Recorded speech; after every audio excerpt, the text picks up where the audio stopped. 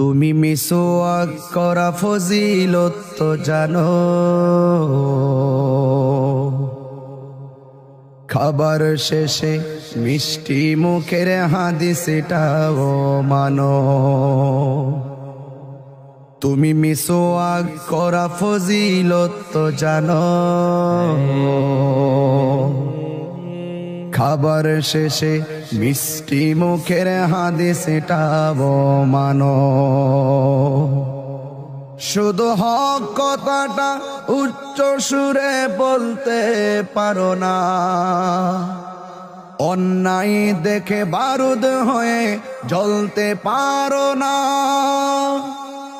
শুধু হক কথাটা উচ্চ সুরে বলতে পারো না, অন্যায় দেখে বারুদ হয়ে জ্বলতে পারো না।